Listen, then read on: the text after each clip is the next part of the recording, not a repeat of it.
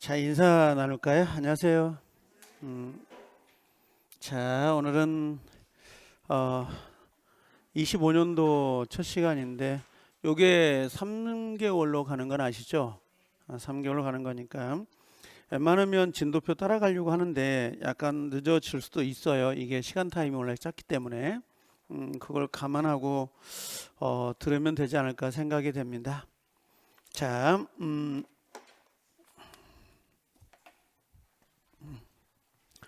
아, 저기 교재는 같은 교재니까 그대로 보시면 되는데 음, 테마 1번부터가 권리 변동이라고 되어 있는 부분이거든요. 여기를 볼 건데 요건 잠깐 이야기를 좀 하자고요. OT는 별로 제가 안 해서 바로 수업을 할게요. 그냥 진도 나가는 거니까. 원래는 민법 총칙 부분이거든요. 이게 1개월부터 3개월간 한 바퀴 돈다 하더라도 시간적으로는 여유롭지는 않아요. 그렇게 많이 짧게 하려고 하는 거지만 원래는 민법 총칙이 들어오고 그 다음에 들어오는 게 우리는 물권법이 들어오거든요. 민법 총칙, 물권. 그 다음에 들어오는 게 계약법 이렇게 들어오고 그 다음에 마지막으로 특별법 이렇게 해가지고 네 파트로 정리가 돼요. 실제적으로 네 개 정도로 나눠져 있는 거고 이제 문제 개수는 약간씩 차이가 있어요. 개수 자체가 보통 민법 총칙은 10문제 정도가 배정이 되고요. 물권법은 14문제고 계약법 10문제, 특별법은 6문제로 이렇게 배정이 되어 있습니다. 번호 숫자는 41번부터 보거든요. 1번부터 해가지고 40번까지는 부동산 학개론이고 나머지는 전부 다 민법인데 41번부터 해가지고 50번까지는 민법 총칙이고 51번부터 64번까지는 물권법이 돼요. 이건 정해져 있는 거예요. 그리고 요건 65번부터 해가지고 74번까지고 75번부터 해가지고 80번까지 이렇게 6문제 정도가 배정이 돼요. 근데 공부할 때게 그 민법 총칙하고 계약법을 좀 잘하라고 하거든요. 다 잘하려고 하지 마세요. 다 잘하려고 하면 힘들거든요. 지치니까 요 민법 총칙하고 계약법을 좀 잘하면 좋은데 민법 총칙은 10문제 중에서 한 8문제 정도 맞히면 돼요. 8문제. 그 다음에 계약법은 10문제지만 얘도 8문제 정도 맞히면 돼요. 그럼 전체 16문제 정도가 나오거든요. 나머지 물권하고 특별법은 공부 안 하고 그냥 출석만 해도 점수는 나와요. 얘는요.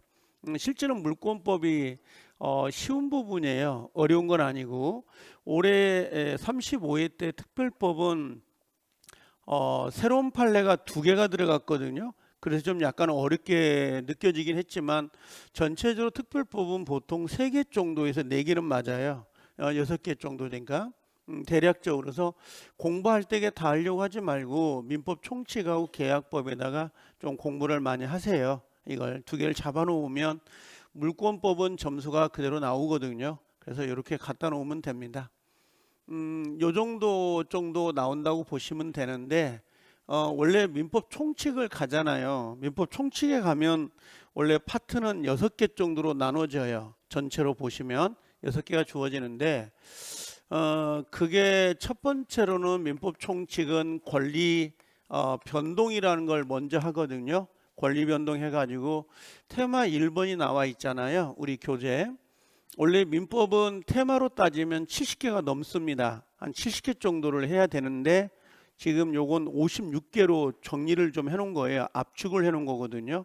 그래서 테마 1번이 권리 변동인데 권리 변동이라고 할 때 권리라는 의미가 지금 들어오잖아요. 권리가 뭐다 이렇게 들어오는데 변동이라는 건 다른 건 없어요. 권리 자체가 이게 발생이 되기도 하고 그 다음에 변경이 되기도 하고 그 다음에 소멸되는 모습을 권리 변동 그래요.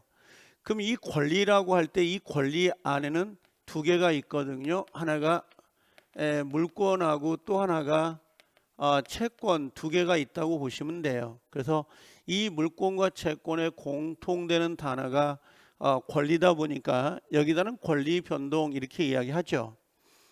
실질적으로는 물권 변동, 채권 변동 그렇게 이야기를 해야 되거든요.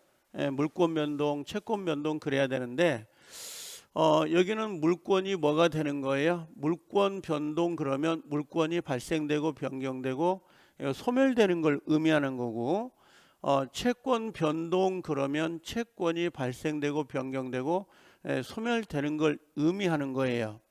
그러면 권리 변동이란 개념은 큰 의미는 없어요. 근데 물권하고 채권을 좀 구별할 수 있어야 되거든요.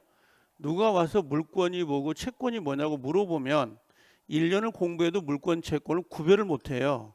1년을.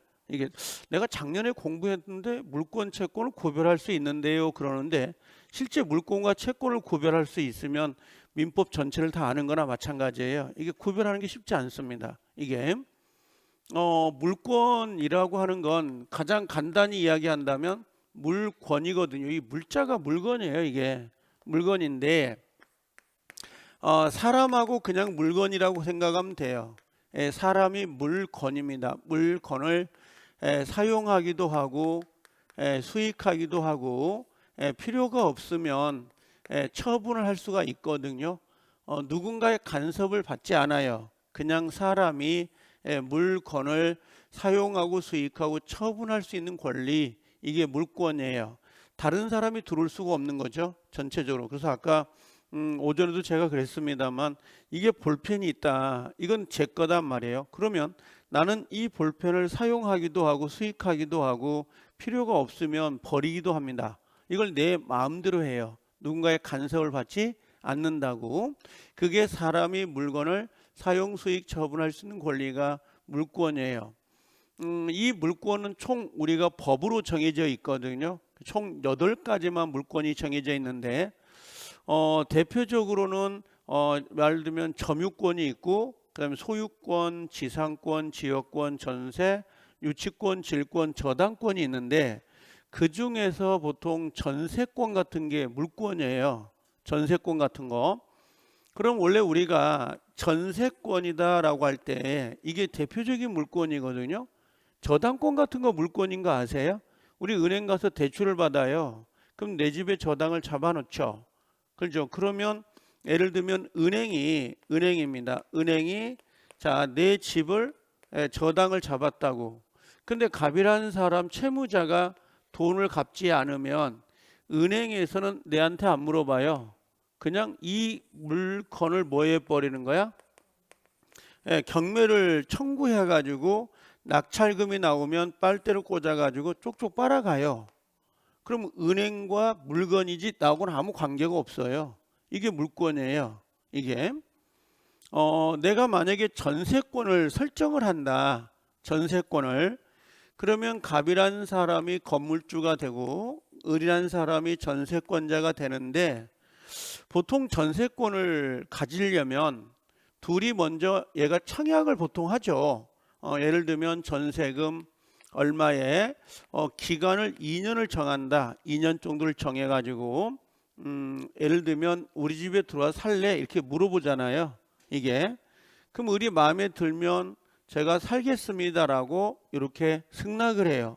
그럼 갑과 을이 합의를 한단 말이에요. 합의를 이런 식으로.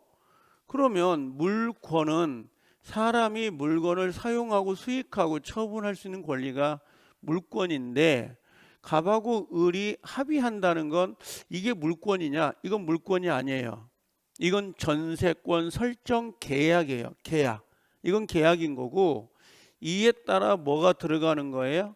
등기가 이렇게 들어가요. 등기가 들어가면 이때부터 전세권이 생기는 거예요.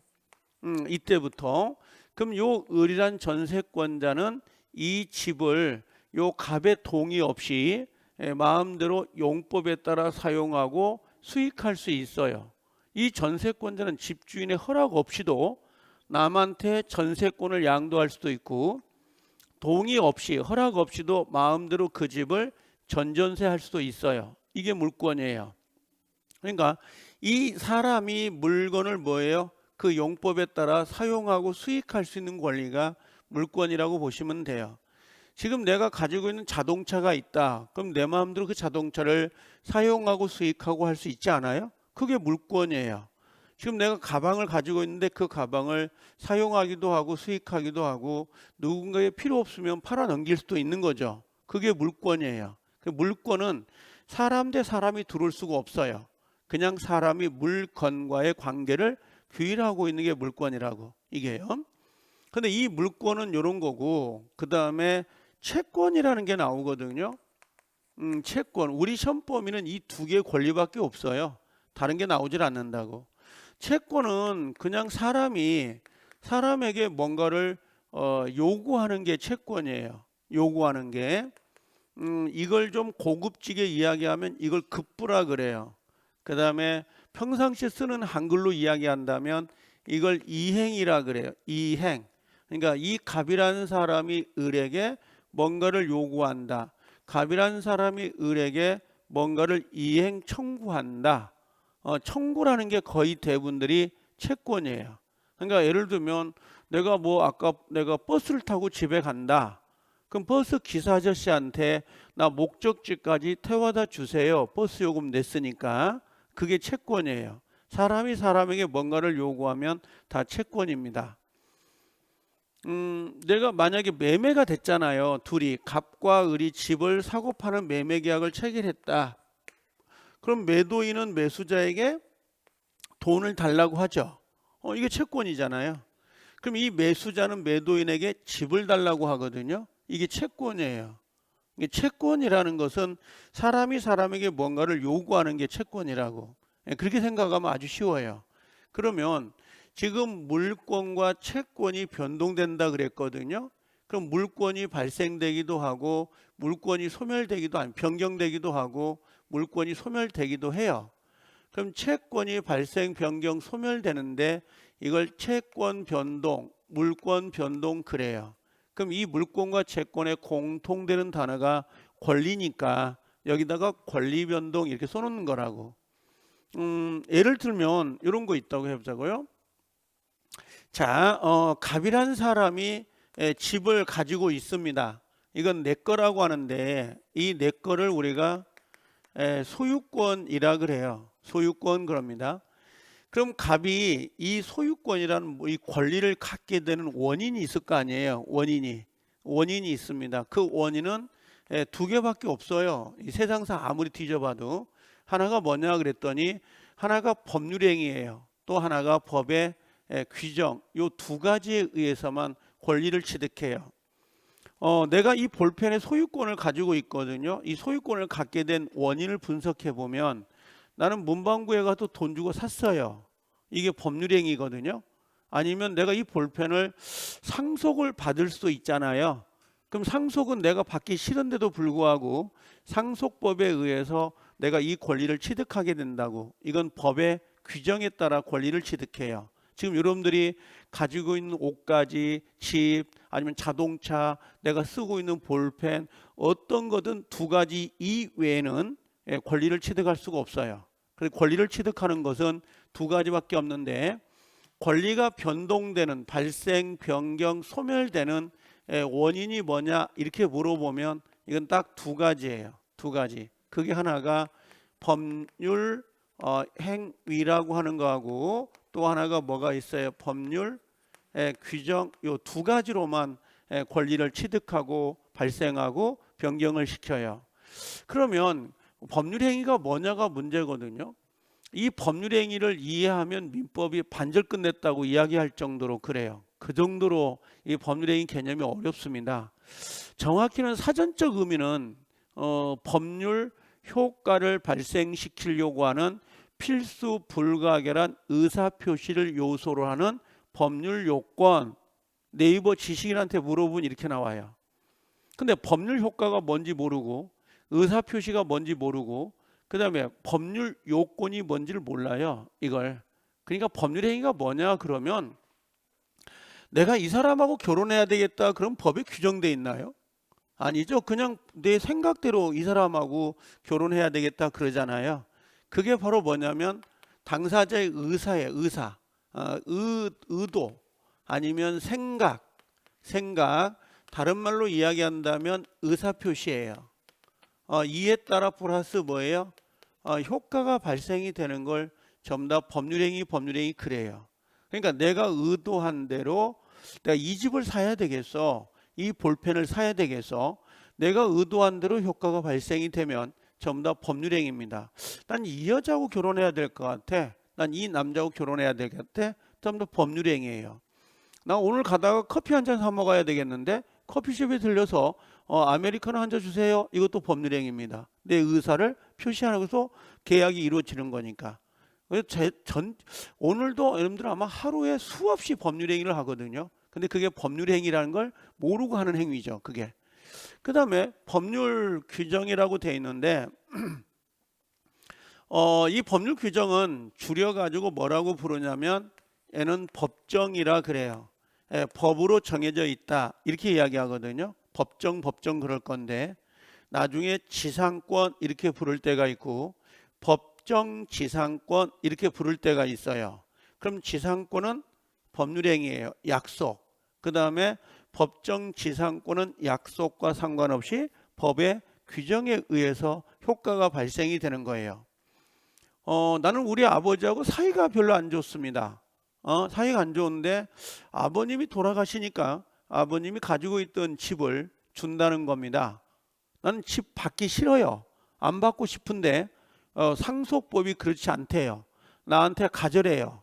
그래서 상속법이라는 법의 규정에 의해서 내가 그 아버지의 집을 상속받게 돼요.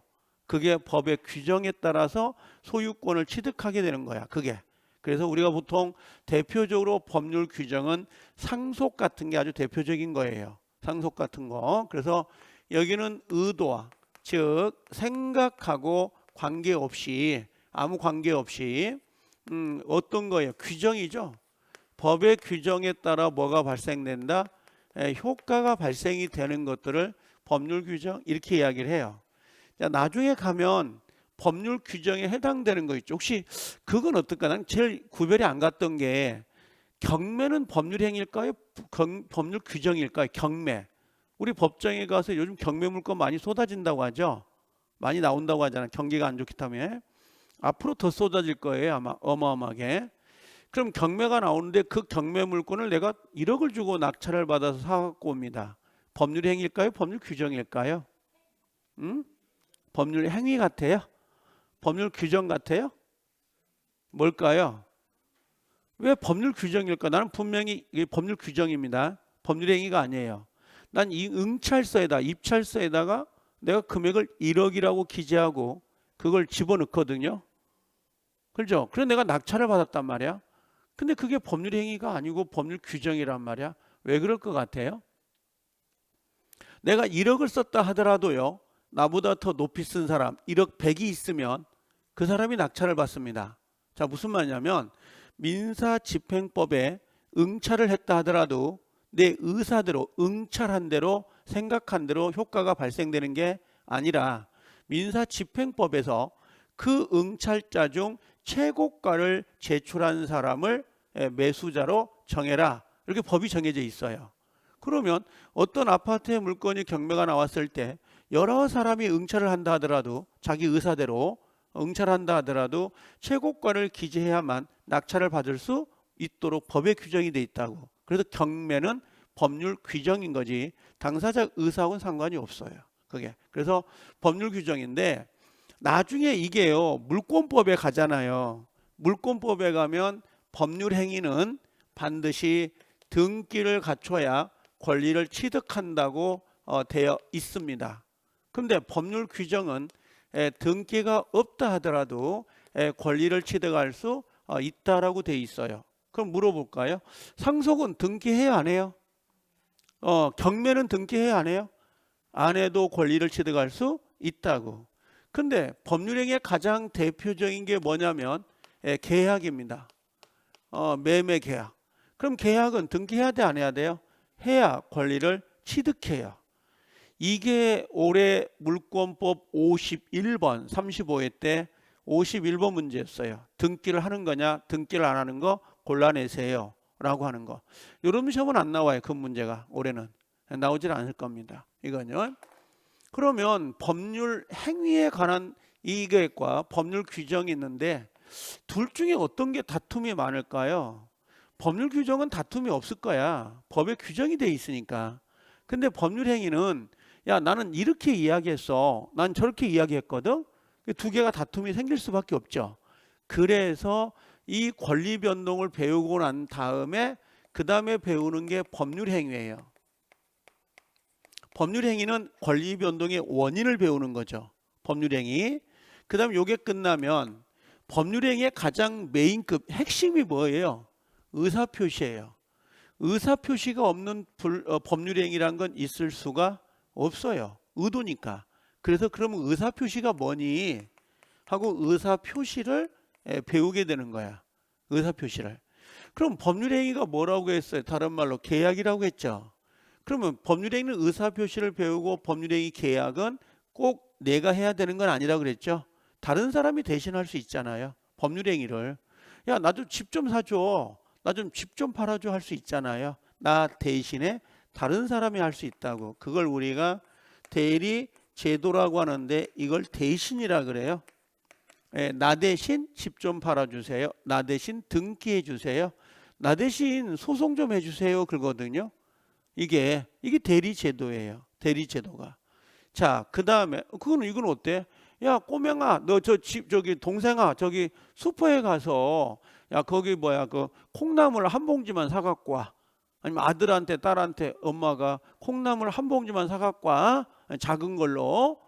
그러면 그 꼬맹이는 대리인가요? 아닌가요? 대리가 아니에요? 대리가 아니에요. 그건 심부름꾼이에요. 심부름꾼을 뭐라고 하냐면 사자라 그래요. 사자. 그래서 옛날 조선 그 사극 같은 데 보면 사자가 도착했어요. 그런 거 있죠? 그건 뭐냐면 위에 있는 사람이 의사를 결정한 다음에 그걸 전달만 하는 거예요. 슈퍼 아저씨한테 가서 저희 엄마가 콩나물 한 봉지 작은 거 요거 사갖고 오라고 하더라고요. 그걸 사갖고 갖다 주는 거죠. 요걸 뭐라고요? 사자라 그래요. 대리는 엄마가 그랬어요. 야, 너 콩나물 좀 사갖고 와 그랬어요. 근데 가가지고 꼬맹이가 생각을 해. 작은 걸 사야 될까? 큰 걸 사야 될까? 1,000원짜리, 3,000원짜리? 아저씨 이거 얼마예요? 이거 얼마예요? 그거 결정을 해. 그게 대리예요. 대리는 스스로 의사결정을 해서 그 법률 효과를 발생시킵니다.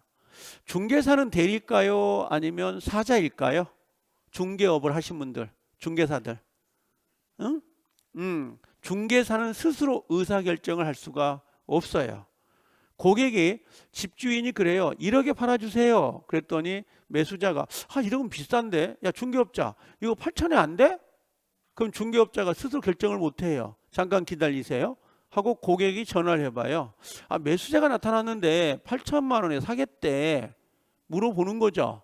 그래서 중개업자는 대리가 될 수 없어요. 이 사람은 스스로 의사결정을 못하기 때문에. 자, 대리. 자, 법률행위를 했는데 이 법률행위가 무효가 되기도 하고 취소가 되기도 하거든요. 그럼 무효가 되기도 하고 취소가 되기도 하는데 실제 일상생활에서 가장 많이 쓰는 게 무효와 취소예요. 근데 무효와 취소를 정확히 알고 쓰는 사람이 많지는 않습니다. 그냥 무효 취소는 우리 공통어로 아무것도 없다. 아무런 효력이 없다. 이거 무효야. 이건 취소야. 이건 아무런 효력이 없습니다라고 이야기하지만 실제 무효와 취소를 정확히 구별해서 써야 돼요.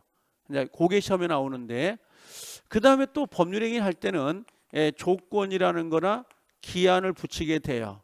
조건, 기한이 나오는데 처음 들어보는 건 아니거든요. 근데 잘 낯설어요, 이 단어가. 예를 들면 조건은 불확실한 사실에 의존하는 거고 기한은 확실한 사실에 의존하는 거예요. 올해 12월 25일 크리스마스가 오면 내가 옷 한 벌 사줄게. 조건인가요? 기한인가요? 확실한 날짜는 기한입니다. 그죠? 자, 임대차 기간 있잖아. 올 12월 31일까지만 너 임대차 기간 해. 그럼 12월 31일은 조건이 기한이에요? 기한입니다. 야, 내일 있잖아. 비가 오면 내가 커피 한 잔 사줄게. 조건 기한? 조건이죠. 내일은 비가 올 수도 있고 안 올 수도 있는 거니까. 병이 사망하면 내가 집을 줄게. 조건인가요? 기한인가요? 기한입니다. 병은 반드시 죽습니다. 근데 언제 죽을 줄 알아 몰라? 몰라. 기한은 기한인데 앞에 수식어가 불확정 기한이라 그래요.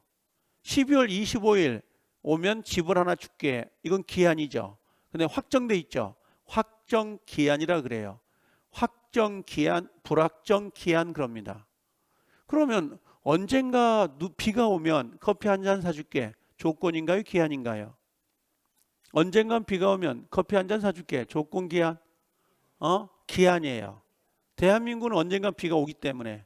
근데 언제 올 줄 알아요? 몰라? 몰라. 그래서 앞에 수식어가 불확정 기한이라고 붙는 겁니다. 제 말 이해되시나요? 네, 그래서 내 생일이 오면 조건인가요? 기한인가요? 기한이지. 반드시 생일은 오니까. 결혼기념일 그러면요. 기한이죠. 그렇죠? 확정기한, 불확정기한. 불확정기한이면 맞아 죽어요. 확정기한이지. 이게. 결혼 날짜가 그러면 언제는 3월 15일 됐다고 언제는 4월 15일 되고 그럽니까? 이게. 구정세는가 보죠. 음력세는가 보죠. 하는 게. 그래서 우리 민법은 전체적으로 뭘 보냐면 권리 변동을 보고 법률행위 보고요.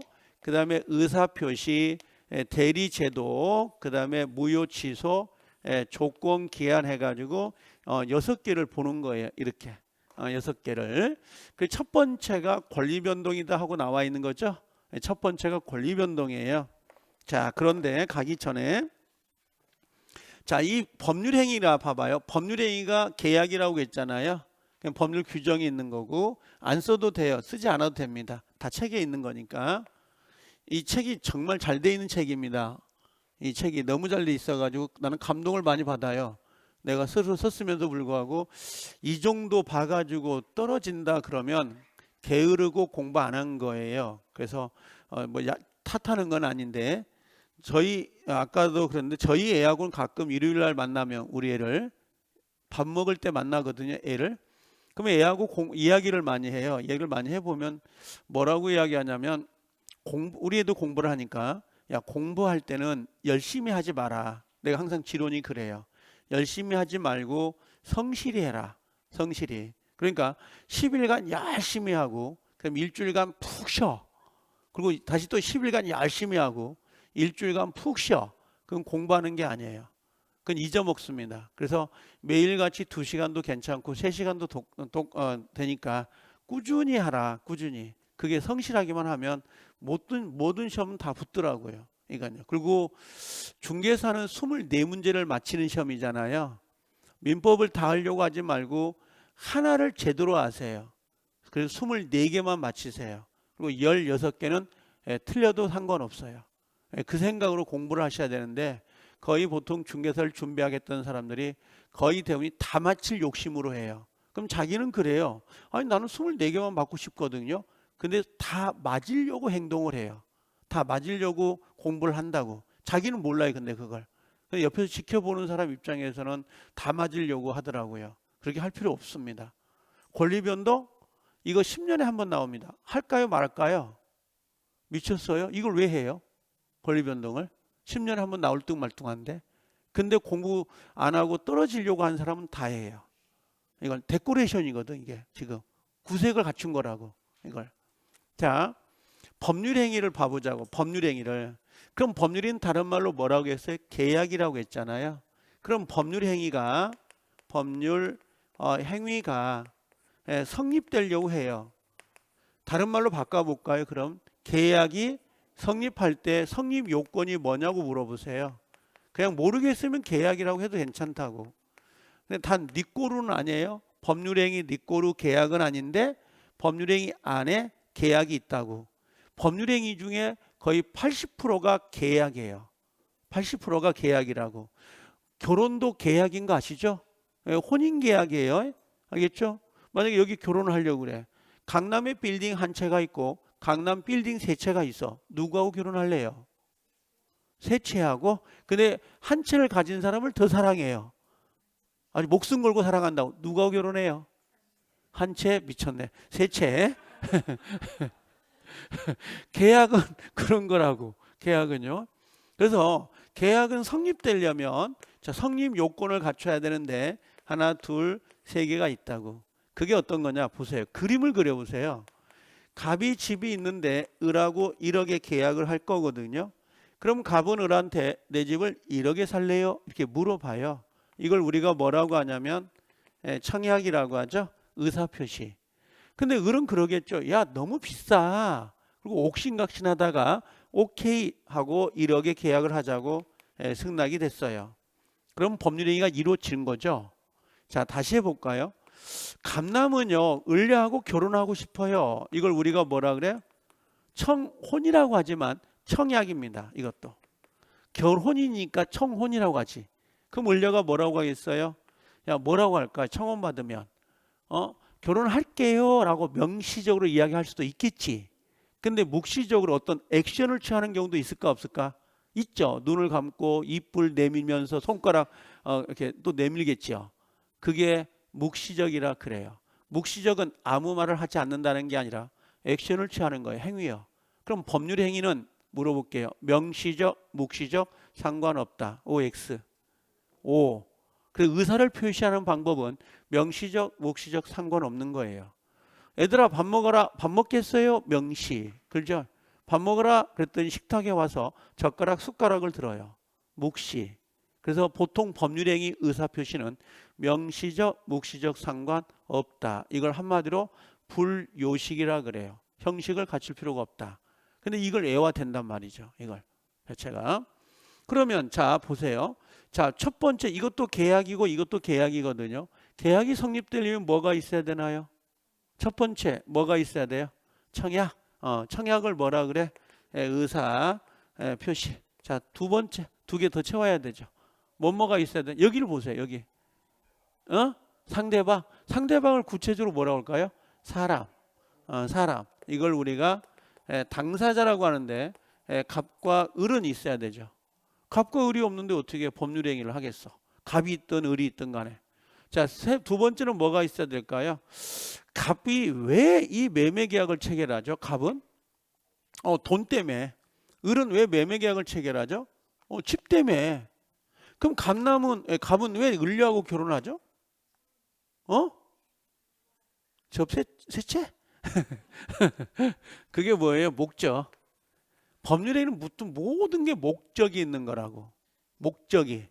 목표가 커요? 목적이 커요? 목적이 더 큰 개념이에요. 변경이 커요? 변동이 커요? 변동이 더 큰 개념이라고. 변경보다.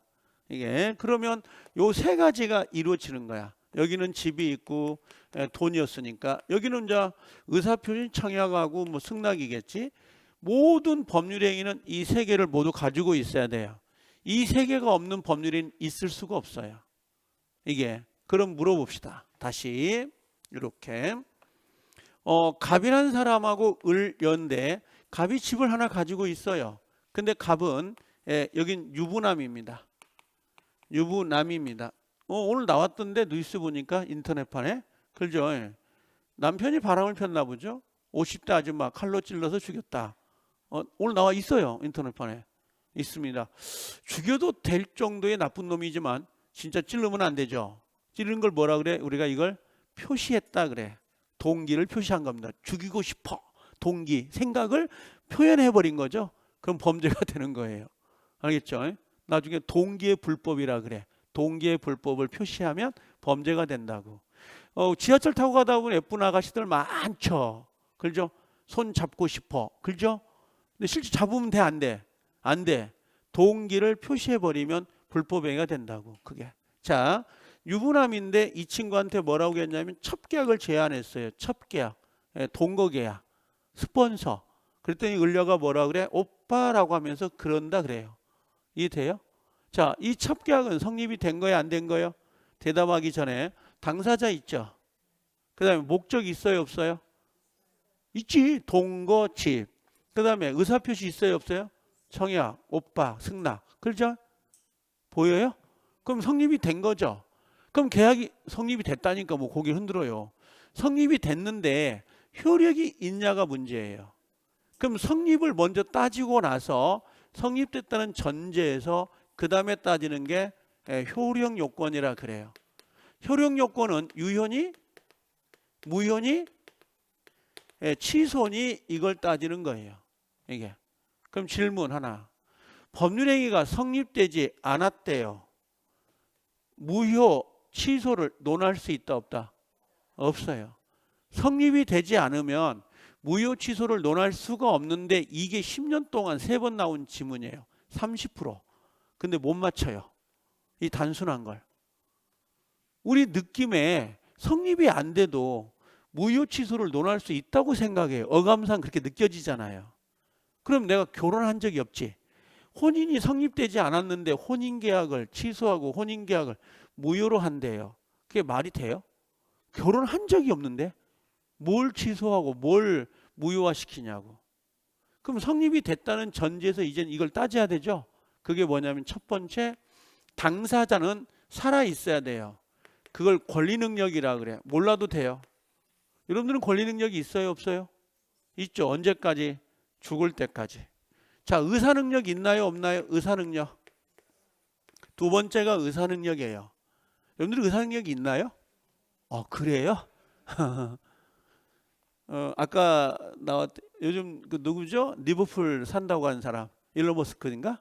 그 사람은 리버풀 사고 싶다고 하대. 엄마 아니야 할머니 고향이라고 그러던가? 영국 리버풀 축구 살려고 한다고 하더라고요. 뭐 자기 돈의 1%밖에 안 되니까 뭐 살 수 있는 거죠, 마음대로. 그 사람이 가지고 있는 게 622조 돈, 그렇죠? 조라고 합니다. 근데 여러분들한테 만약에 그 예를 들면 그 사업을 여러분들 맡기면 할 수 있을까? 운영할 수 있을까요? 모르겠죠. 그래서 의사 능력은 퀘스천이에요. 의사 능력은 개별적 판단이에요. 즉 5살짜리한테 막대사탕 맛있어? 그럼 침부터 흘러요. 그럼 의사 능력이 있는 거예요.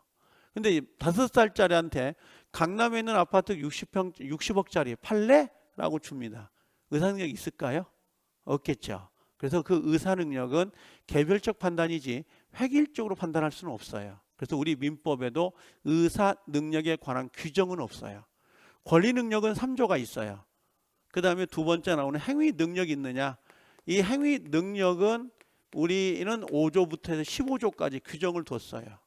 얘는 3조가 있는 거고 권리 능력은. 근데 의사 능력은 규정이 없어요. 규정할 수가 없어. 어떤 게 의사 능력을 모르니까. 기준점이 없으니까. 이게 상황에 따라 다르다는 거죠. 자, 그 다음에 권리 능력, 의사 능력이 없으면 무효 사유예요. 행위 능력이 없으면 취소 사유입니다. 근데 행위 능력은 세 사람이 없고 나머지는 다 있다 그래요. 첫 번째 미성년자는 단독으로 행위 능력이 없어요. 그다음 피성년, 후견이 나옵니다. 예를 들면 치매 환자 중 전혀 사람을 알아보지 못하는 경우. 그 다음에 피성년, 왔어 하다가 누구세요? 그런다고. 깜빡깜빡. 그래서 그 세 사람을 제외한 나머지는 전부 다 행위 능력이 다 있다고 봅니다. 자, 목적은 뭐가 있어야 되냐면 확정이 되어 있어야 되고 가능해야 되고요. 적법해야 되고요. 사회적 타당성을 가지고 있어야 돼요. 확정, 가능, 적법, 사회적 타당성. 그 다음에 이 의사는 의사 표시가 일치가 되어야 되고요. 하자가 없어야 효력이 있다 그래요. 그러면 여기는 성립, 여기는 효력 요건인데 성립이 됐다는 전제에서만 효력을 따지거든요. 근데 우리 시험범위는 당사자는 우리 시험범위가 아니에요. 근데 목적은 우리 시험범위고 의사표시도 우리 시험범위인데 여기에 의사표시가 있죠. 이 의사표시는 다음 주 오면 좀 볼 거예요, 제가. 근데 여기를 보려고 해요. 법률행위 보이신가요? 여기. 그럼 권리변동이 나오잖아요. 지금 보이죠? 권리변동 원인이 몇 가지? 2가지. 법률행위, 법률규정. 근데 법률행위를 가져오는 거라고 여기서. 법률행위를. 그러면 지금 어떻게 가는지를 알아야 돼요. 잠깐 봐볼게요. 우리 교과서 펴볼래요? 1페이지. 펴시면 12페이지에 있네요. 12페이지. 12페이지에 오시면 자, 이게 나타나야 되는데 나타났네. 자, 요게 뭐냐면 저는 요런 게 있습니다. 이렇게. 자, 권리 변동 1페이지 보이시죠? 테마 1번. 권리, 이 권리가 뭐라고 하는 거예요? 하나가 물권이 있는 거고 그 다음에 채권이 있는 거예요. 이렇게. 그래서 물권은 우리가 물권법에서 배우는 거고 채권은 없어요. 우리 시험 범위가. 단지 계약이 있잖아요. 계약. 그 계약이 채권 발생 원인 중 하나입니다. 발생 원인을 배우는 거예요. 채권은. 이건요. 그럼 권리가 뭐라고 했어요? 발생, 변경, 소멸되는 거. 사람으로 친다면 출생하고요. 출생하고 얘는 살아가고요. 얘는 뭐예요? 죽는 거. 사망하는 거예요. 생로병사가 권리 변동이라 그래요. 그럼 권리의 발생은 원시 승계 보이죠? 그 다음에 넘겨볼게요. 제가 여러분 차가 똑같아요. 변경은 주체, 내용, 작용이고 소멸이 나오거든요. 그러면 나중에는 요 두 개만 체크하면 돼요. 이렇게 나눠 가지고 특정 승계, 포괄 승계인데 뒤에 갔다가 오면 이걸 자연히 알게 돼요. 지금 그래 신경 안 써도 될 것 같아요. 이 파트는 체크만 하면 되고, 여기 작용 변경을 파란색 별 표시 하나 갖다 놓을래요? 작용 변경 요 정도만 체크해 놓으세요. 그 다음에 이제 소멸하고 나올 때게 절대적 소멸, 상대적 소멸인데 저는 잘 모르겠어요. 몰라도 돼요. 집에 가서 공부해란 말도 아니고요. 그 다음에 법률행위 종류가 나오거든요. 쭉 나오면서 넘어가 볼게요. 쭉 넘어오면서 오시면 자, 여기에 뭐가 나오냐면 법률행위 종류가 나와요. 테마 2번에 보이시죠? 넘어오시면 테마 2번으로 넘어오실래요? 테마 2번 교재 안 가져왔어요? 다른 책 갖고 왔구나. 그렇죠? 색깔이 비슷하니까. 그래서 항상 여러분들 책에다는 겉표지가 다 비슷해요. 책들이 겉표지가 똑같기 때문에 여기다가 쓰면 돼요. 뭐라고 쓸까요? 오늘 몇 요일이죠? 숫자를 쓰면 돼.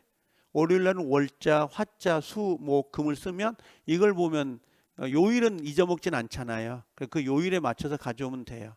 요일에 맞춰가지고 아셨죠? 여기다 쓰라고 위에다가 수라고 크게 이게. 그럼 단독행위 법률 종류가 나오잖아요. 단독행위 계약 보이시죠? 계약이 거의 80%예요. 나머지가 15%가 단독행위, 5%가 합동행위라고 돼 있어요. 이게 다 법률행위거든요. 근데 단독행위 옆에다가 별 표시 3개 이렇게 이제 갖다 놓자고. 여기 원래는 5개 정도 되는데 3개로 다운시킵니다.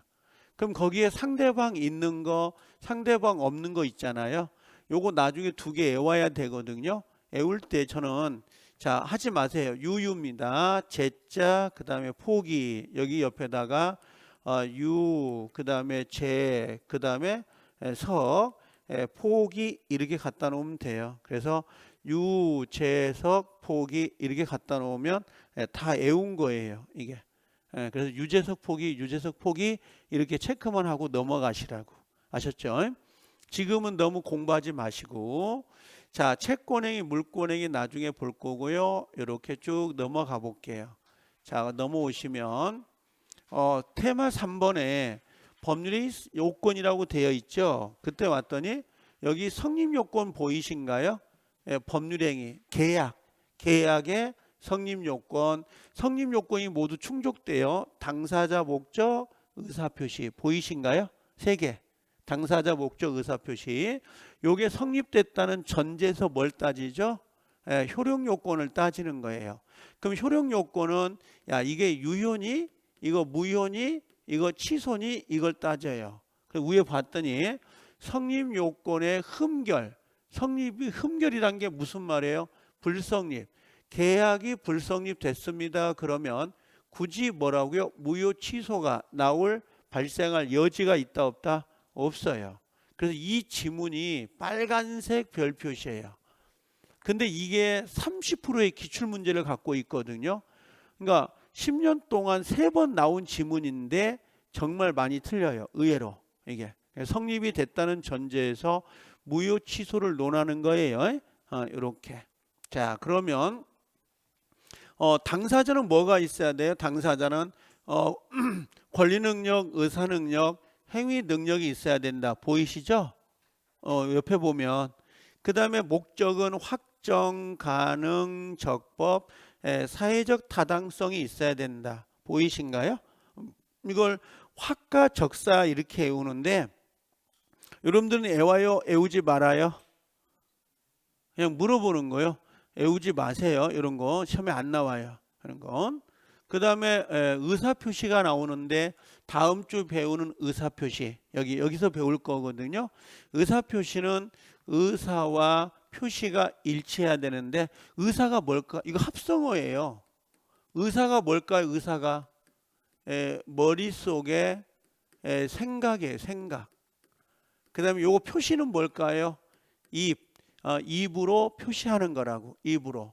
그럼 머릿속에 생각하는 게 의사, 표시는 뭐라고요? 입으로 이야기하는 거. 집사람이 된장찌개를 끓여서 맛있냐고 물어봐요. 나는 머릿속에 맛은 없어요. 그럼 입으로 뭐라고 해야 돼요? 맛없어 하면 후라이팬 날아오겠죠. 그럼 어떻게? 맛없어. 그래도 입은 맛있어 라고 해야 되죠. 이걸 뭐라 그래? 의사와 표시가 불일치하는 거죠. 근데 맛없어, 맛없어. 그렇죠? 맞긴 하겠지만 의사와 표시는 뭐라고요? 일치하는 거라고. 그럼 의사와 표시가 일치하면 법은 개입하지 않습니다. 근데 의사와 표시가 불일치하니까 법이 개입하겠죠. 다툼이 생기는 거니까. 그래서 보통 법률행위는 의사와 표시가 일치해야 되고 의사 표시에 하자가 없어야 된다고. 그럼 효과가 발생이 되는데 의사 표시가 불일치하는 경우도 있을 거고 하자가 있는 경우도 있다고. 그때는 무효로 가기도 하고 취소로 가기도 해요. 그래 나중에 가면 이걸 비통 착사강하고 외워요. 비통에서 끊거든요. 비통은 무효 사유고요. 착사강은 취소 사유예요. 이게 법으로 정해져 있어요. 무효와 취소 사유를. 지금 외우라는 거 아니에요. 외우지 않아도 상관없습니다. 이건요. 자, 특별 효력 요건에 빨간색 들어가 볼까요? 3개. 빨간색 3개입니다. 이 특별 효력 요건은 체크해 놓으시고 지금 외우라는 거 아닙니다. 지금 외우라는 게 아니고 표시만 해라고. 언젠간 해야 되는 거니까.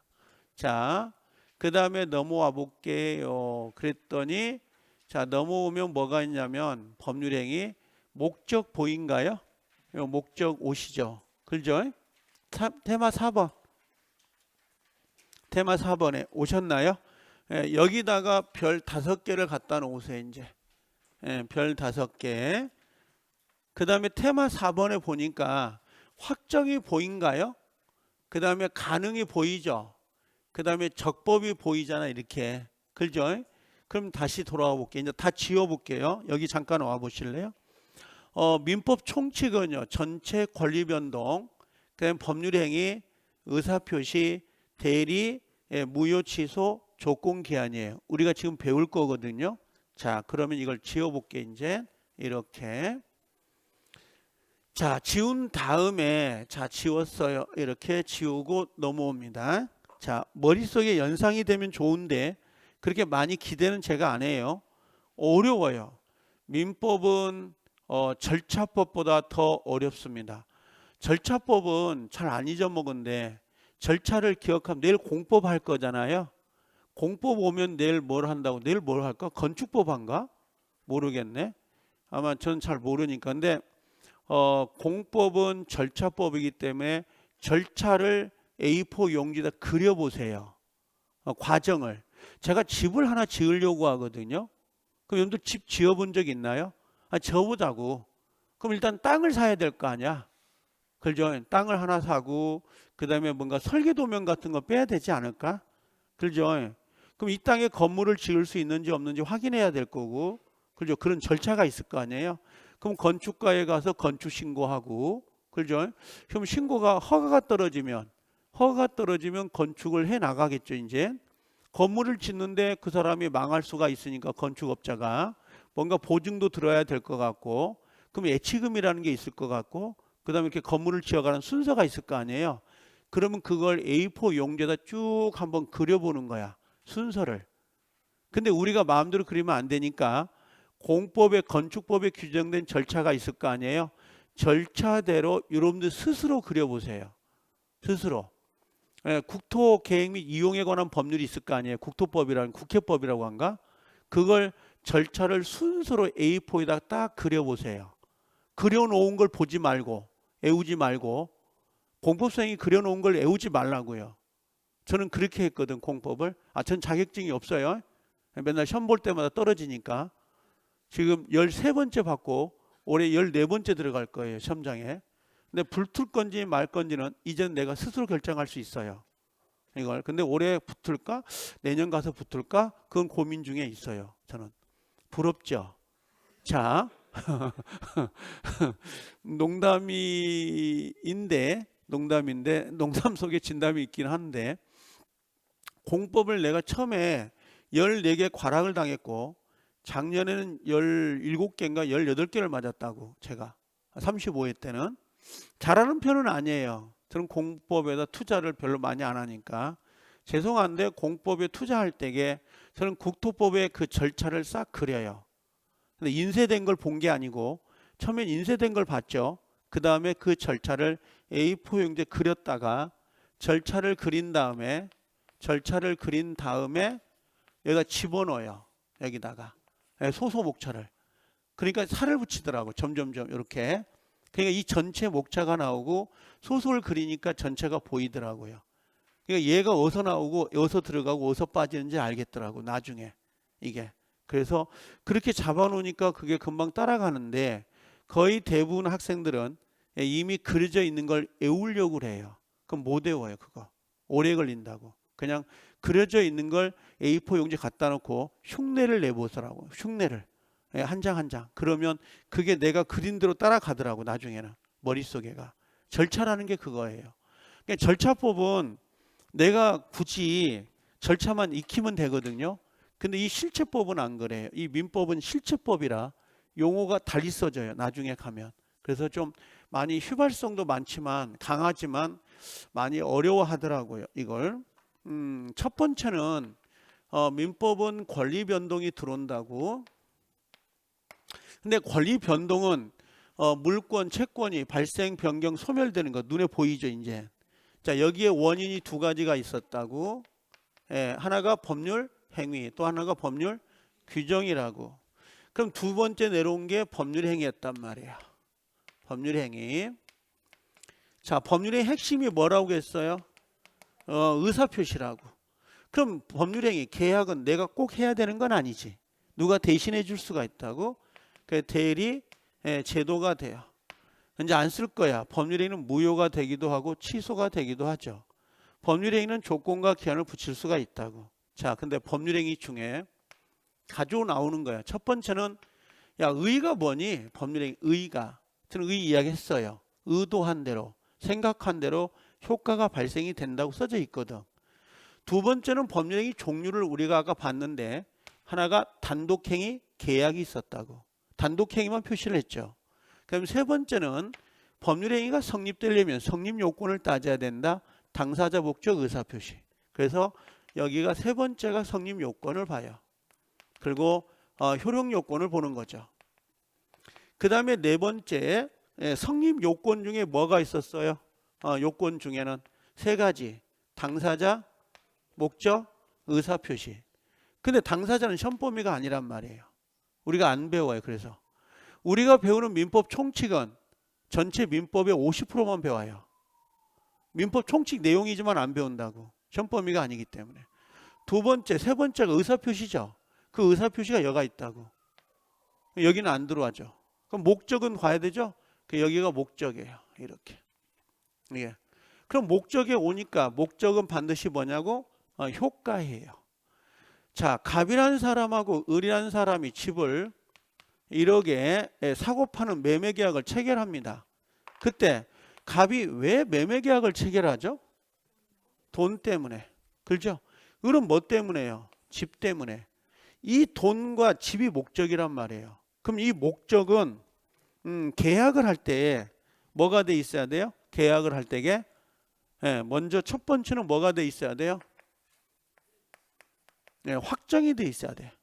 뭘 팔 건지, 얼마에 정할 건지. 두 번째는 실현 가능성이 있어야 돼요. 가능성이. 집을 사고 팔기로 했는데 집이 불타버렸네? 그럼 실현 가능성이 없잖아요. 집이. 돈은 없을 수 있을까요? 없을까요? 대한민국이 망해야 돈이 없어져요. 그래서 이 돈이라는 건 존재하겠죠. 내가 없는 거지. 두 번째는 뭐예요? 법에 적법해야 돼. 목적이. 마약을 사고 팔기로 한다? 말도 안 되는 거지. 이게요. 그 다음에 뭐가 있어야 되는 거야? 사회적 타당성을 가지고 있어야 돼요. 그래서 확가, 적사 이렇게 이야기하거든요. 작년에는 이게 한 문제가 나왔어요. 사회적 타당성이. 이게 하나가 나왔는데 얘는 10년 동안 한 번도 빠진 적 없어요. 100% 나와요. 정해져 있는 거야. 그러니까 여러분들은 몇 문제 맞히면 된다고요? 24개 중에서 이미 정해진 걸 배워요. 하나. 얘는 무조건 해야 되는 거죠. 그러면 틀리면 안 되니까. 그러면 내가 알고 있는 거 하나 알았죠. 이제 다음에 2개를 알면 되고, 그래서 24개를 맞히면 된다고. 나머지는 버리면 되는 거고. 이거냐. 절대평가는 그렇게 하면 돼요. 상대평가는 그렇게 하면 안 됩니다. 절대평가는 그렇게 알아가는 걸 하나씩 하나씩 넓혀간다고. 공부하는 방법 자체가. 그러면 요 사회적 타당성은 픽스가 돼 있다고. 정해져 있어. 이건 별 5개예요. 그럼 요게 뭐예요? 지금 여기까지가 테마 뭐가 돼요? 4번이 돼요. 테마 4번. 그럼 여기는 뭐가 이제 테마 5번이 되겠죠. 혹시 테마 5번 넘겨볼래요? 혹시 책에? 테마 5번에? 테마 5번 나오죠? 거기가 별 5개예요. 빨간색 별 5개.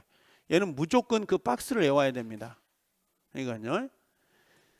그러면 자, 이제 여기서 뭘 볼 거냐면, 여기서 자, 여기를 하나 볼 거예요. 확정이라는 거 보이신가요? 이 확정을 볼 건데 요걸 잠깐 해보자고. 갑이라는 사람이, 안 적어도 되냐, 들으세요. A라는 물건이 있는데 이게 1억짜리 부동산이에요. 근데 또 하나 B가 있는데 얘는 2억짜리 물건이에요. 그때 갑이 을이라는 사람에게, 야, 을, 자, 있잖아, 내가 가진 물건이 A가 있고 B가 있는데 이건 1억짜리고 2억짜리거든. 너 둘 중에 하나 선택을 해서 살래? 이렇게 물어봐요. 그럼 지금 뭘 했냐면 갑은 이 상태 5월 1일 날 청약을 한 겁니다. 너 살래? 하고 물어본 거지. 그랬더니 청약을 했다고. 그랬더니 을이라는 사람이 5월 3일 날 뭐라고 하냐면, 그래, 계약하자. 계약을 하긴 하는데 있잖아. 이때 계약 시에 보통 A 물건인지 B 물건인지 정해져야 되잖아요. 정해져야 되는데 을이 그러는 거야. 아, 고민스럽다고. A는 A대로 B는 B대로 마음에 드는데 내가 어떤 걸 골라야 될지 모를 것 같아. 내가 있잖아, 계약은 이날 하고 잔금 칠할 때, 잔금은 6월 1일 날 칠할 거거든요. 그럼 6월 1일 날 잔금 칠할 때 그때 정하자라고 할 수도 있을까요? 없을까요? 자, 다시 선택을 좀 조려볼게요. 저희 딸내미가 개를 하나 살달라고 합니다. 강아지를. 그래서 개를 파는 데를 갔더니 A개 50만 원, B개 100만 원이에요. 그래서 제가 계약금을 주면서, 제가 우리 딸내미 취향을 모르니까 잔금 칠할 때 딸 데려와서 A개 50인지 B개 100만 원인지 그때 정합시다. 자, 다시 해볼까요? 학원 온다고 나왔는데 집 앞에 슈퍼마켓 앞에 귤 한 박스, 2박스, 3박스, 4박스가 있네. 물어봤어요. 아저씨, 이 귤 얼마예요? 그랬더니 2만 원씩이래. 그럼 제가 2만 원 드릴 테니까 내가 나중에 집에 들어갈 때 한 박스 들고 갈게요. 그럽니다. 자, 다시 질문. 계약을 체결할 때 이 목적물과 대금은 반드시 확정되어 있어야 된다. OX. X. 언제 확정하면 돼요? 잔금 칠할 때, 등기를 칠 때에 확정하면 되는 거기 때문에 꼭 계약 시에 확정이 되어 있어야 되는 것은 아닙니다. 이것들은요. 자, 그래서 여기 보면 계약을 뭐라고 했냐면 확정입니다. 첫 번째 동그라미 치세요. 확정. 여러분들 교과서의 확정 동그라미. 그 다음에 가능 동그라미 칠래요. 가능. 두 번째 가능. 세 번째 가시면 넘어가 보면 네 번째네. 적법성. 적법 동그라미 쳐요. 적법. 적법이라고 되어 있습니다. 적법은 나름대로 별도로 시험을 내는데 다시 돌아와서 확정. 자, 대금하고 등기인데 언제까지 확정하면 돼요? 이행기까지. 이행기를 모르겠다 그러면 위에다가 잔금 칠 때까지라고 하면 돼요. 잔금을 칠 때. 근데 시험장에 가면 잔금이란 말을 안 내요. 잔금을 내지 않고 그냥 이행기까지 이렇게 나올 거라고. 시험용을 기억해야 됩니다. 시험용을. 자, 두 번째 읽어볼게요. 매매 목적물하고 대금은요, 반드시 계약 체결 당시에 구체적으로 확정돼야 되는 게 당시에 확정돼야 되는 게 아니고 보이죠. 언제까지? 사후에라도 보인가요? 이 사후가 언제예요? 이행기라고. 이행기까지. 잔금 칠 때까지 확정할 수 있는 뭐와 방법과 기준이 정해져 있으면 족합니다. 그래서 이 지문이 우리 시험에 10년 동안 두 번 나와요. 한 번은 민법 총칙, 한 번은 계약법으로. 그래서 두 번째, 여기에 포인트는 어디가 포인트예요? 이행기, 사후에라도 이행기, 요게 시험이에요. 이 글자가 바뀐다고. 뭘로 바뀔까? 여기에 계약 체결 당시에 확정되어 있어야 된다. 이건 틀린 거예요. 그거 하나만 알면 됩니다. 다른 건 필요 없어요. 그래서 아까 제가 이야기했던 것처럼 강아지를 살 때 계약을 할 때 이게 A계 50, B계잖아요. 그럼 계약을 했어. 근데 잔금 칠할 때 A계 50인지 B계 100만 원인지 그때 정할 수도 있어요, 없어요? 있다고. 평상시에 우리 하는 것들이니까. 이런 것들. 두 번째 가능입니다. 여기까지 보고 오실 건데 두 번째가 가능해. 첫 번째가 확정, 두 번째가 뭐라고요? 가능. 세 번째가 적법, 네 번째가 사회적 타당성을 갖춰야 돼요. 이게 올해 두 문제예요. 여러분들 두 문제라고. 그럼 24문제 중 오늘 두 문제가 해결되는 거라고. 그럼 이제 22문제만 맞히면 된다고. 그렇게 자기의 영역을 넓혀가야 된다고. 처음부터 많은 데부터 좁혀나가는 게 아니라 제가 아는 것을 넓혀나가는 게 중요하다고요. 그게 절대평가는. 자, 가능은 실현 가능성이라는 말이거든요. 근데 이 가능성은 요게 어렵습니다. 요게 이 두 개인데, 자, 요 두 개를 좀 잠깐 설명하고 넘어갈게요.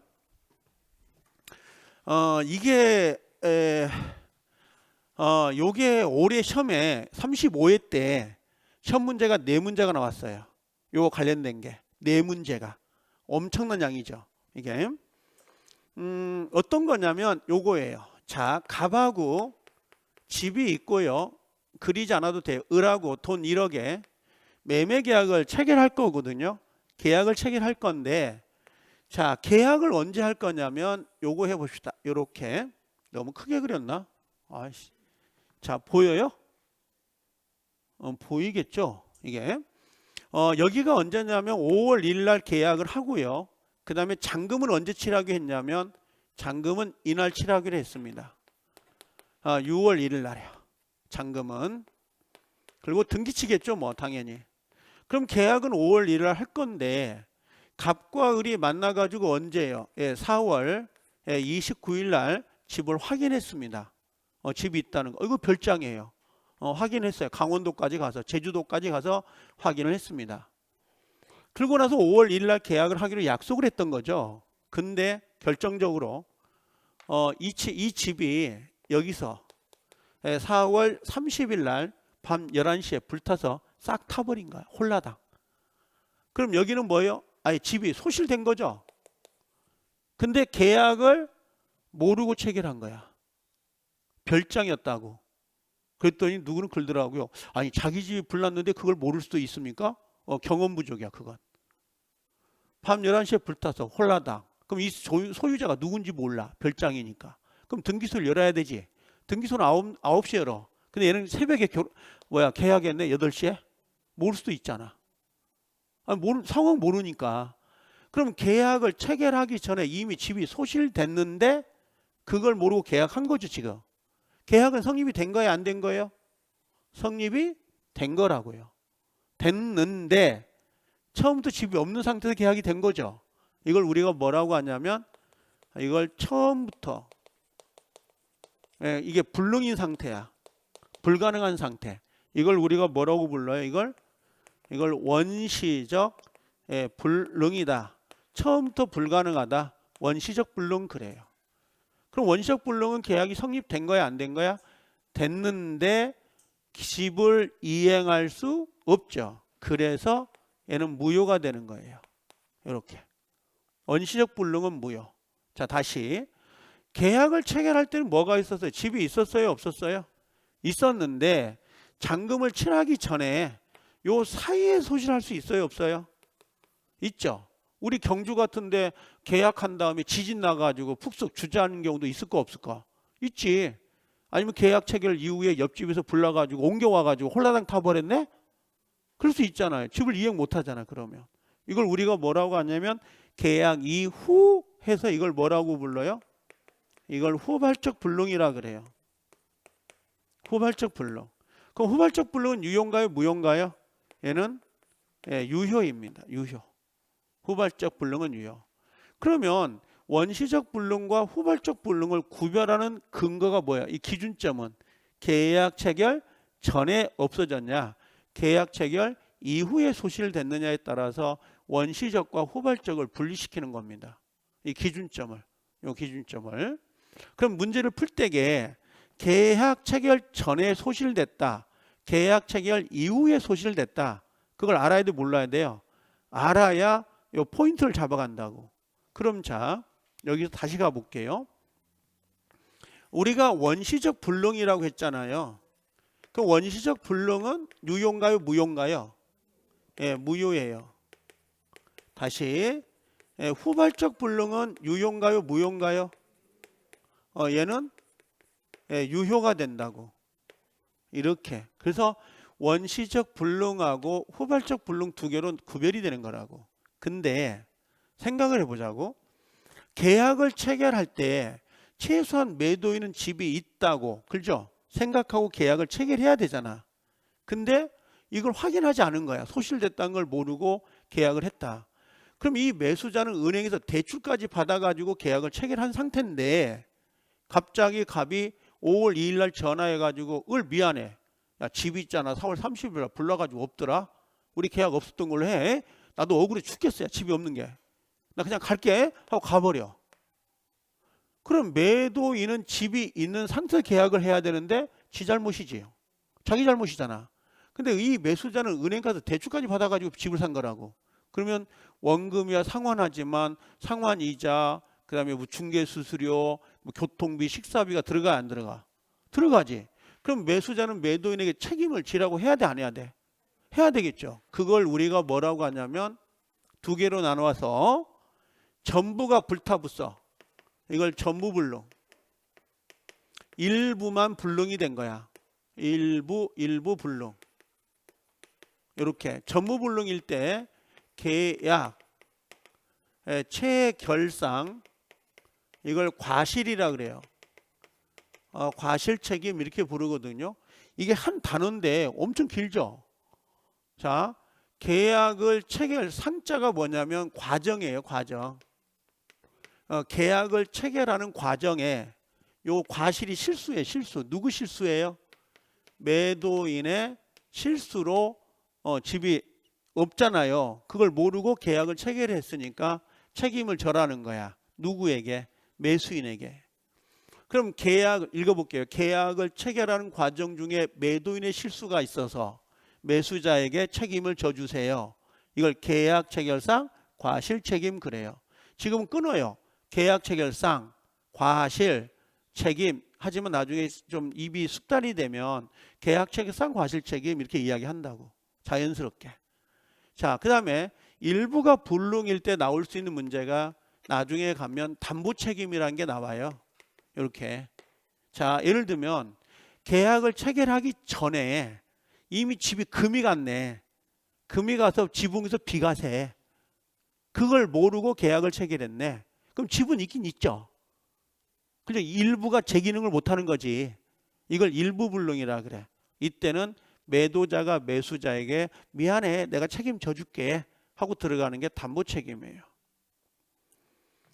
자, 그래서 원시적 불능에서는 계약 체결상 과실 책임하고 담보 책임이라는 게 나오는데 나중에 계약법에서 배워요. 자, 두 번째 가볼게요. 후발적 불능. 그럼 계약을 체결할 땐 집이 있었죠. 잔금 취하기 전에 중간에 없어진 거잖아, 지금. 제 말 알아듣죠?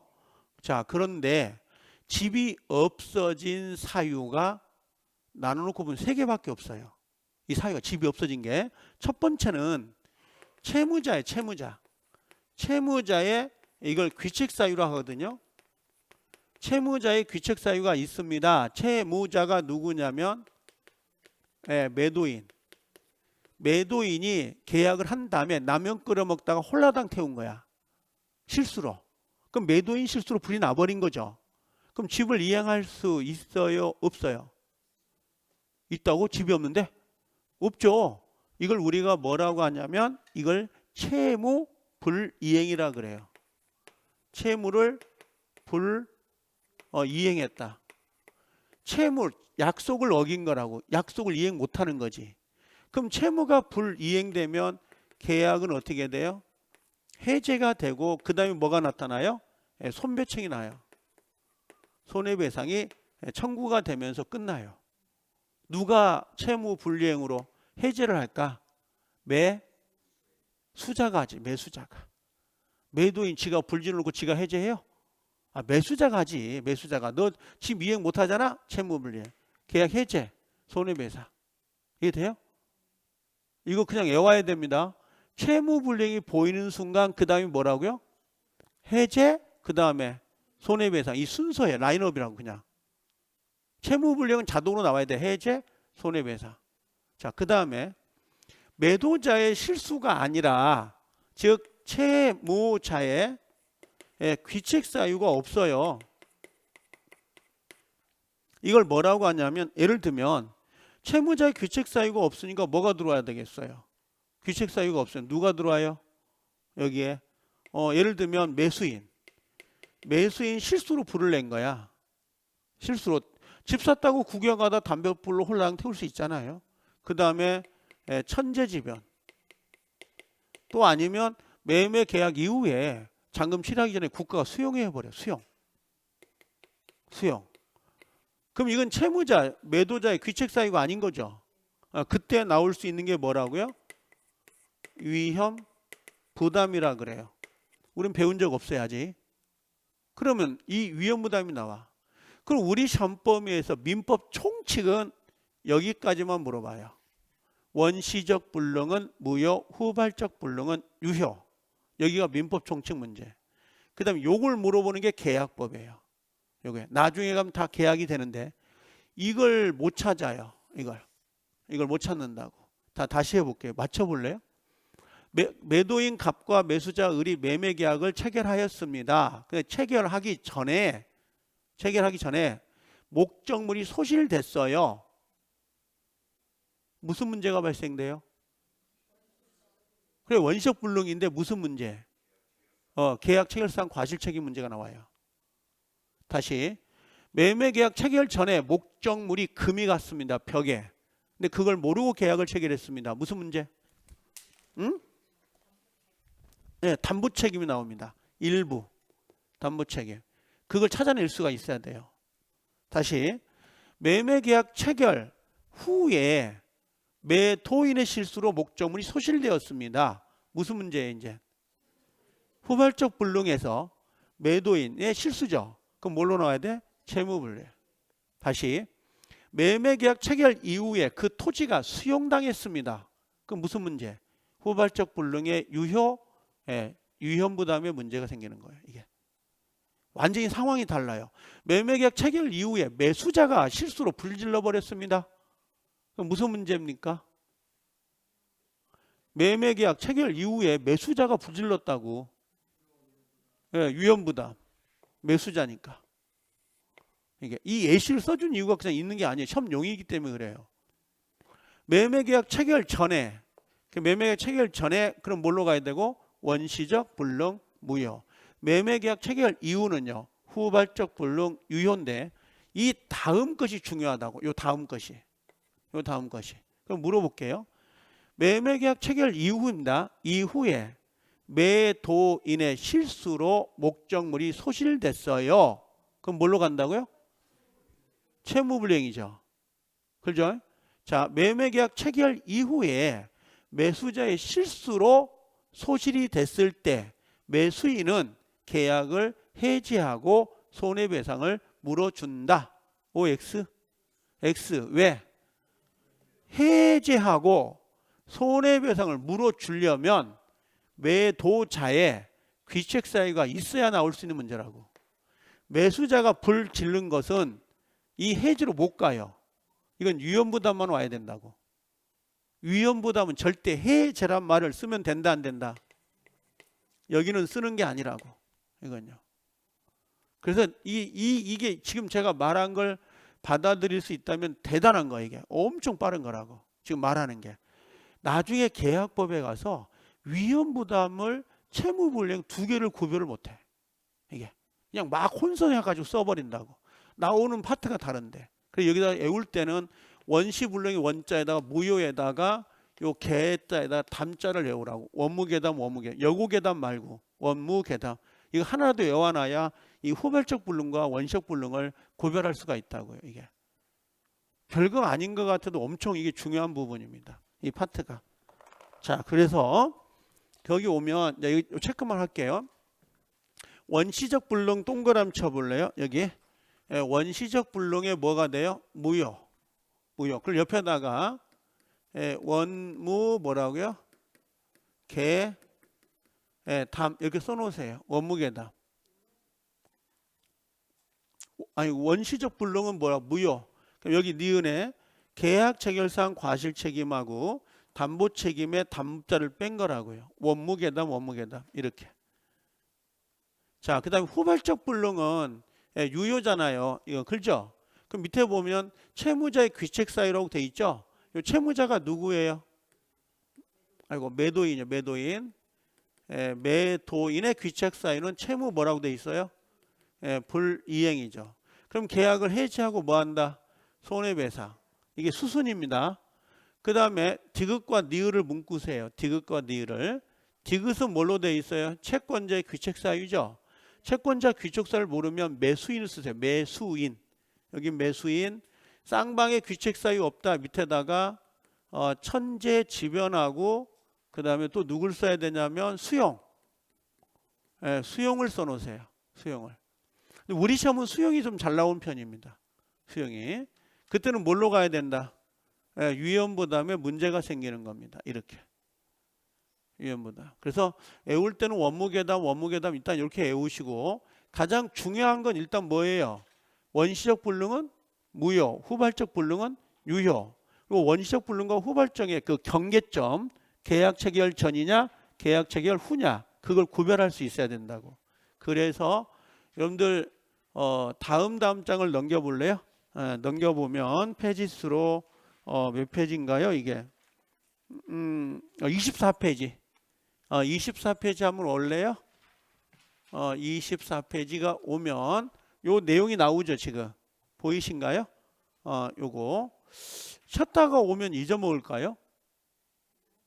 안 잊어먹을 것 같아요? 한 5분만 하고 갈까요? 그럼 자, 매매계약 체결 후자 빨리 볼게요. 후자 보이죠? 동그라미. 후가 뭐예요? 후발적 불능이에요. 그럼 매매계약 체결을 위해 목적물이 건물이 전소가 된 거야. 그럼 계약 체결 이후에 전소된 거죠. 그럼 뭘로 가? 유효다 무효다? 무효가 되는 것은 아니다.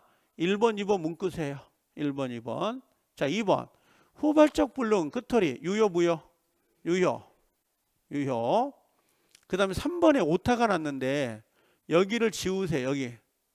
여기를 지워볼래요? 이렇게 여기까지 깨끗하게 지워주세요. 요 밑에 것이 올라와 버렸더라고요. 여기가. 요게 올라와 가지고 다시 읽어볼게요. 이제 계약 체결 후 동그라미 쳐요. 후. 계약 체결 후 그 계약이 이행이 객관적으로 불가능하게 되었다면 그 계약은 유효 무효? 유효. 왜? 후발적 불능이니까. 4번에 계약 체결 전자 동그라미 쳐요. 전자. 저는 원시적이에요, 후발적이에요? 원시적. 유효, 무효? 예, 무효죠, 무효.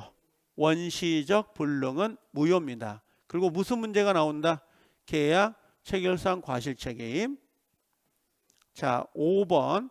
일부가 불능일 때는 나중에 이야기하겠습니다만 원칙은 전부가 무효입니다. 사과 한 박스를 샀는데 반절이 썩었더라고. 그럼 여러분들은 계약하겠어요, 안 하겠어요? 안 하지, 전부를. 그래서 일부가 불능일 때는 전부를 무효로 합니다. 그냥 원칙이에요, 그냥. 자, 6번. 자, 법률의 목적은 반드시 계약 체결 당시에 구체적으로 확정되어 있어야 되나요? 아니죠. 확정되어 있어야 되는 건 아니다. 옆에다 뭘 써놔요? 이행기까지 이렇게 써놓으세요. 이행기까지 이렇게만요. 이행기까지. 자, 그 다음에 7번과 8번 문구고요. 그 다음에 9번, 10번, 11번 문구세요. 이렇게. 예, 그래 놓고 쉬시면 돼요, 이제. 자, 갔다 오시면 됩니다.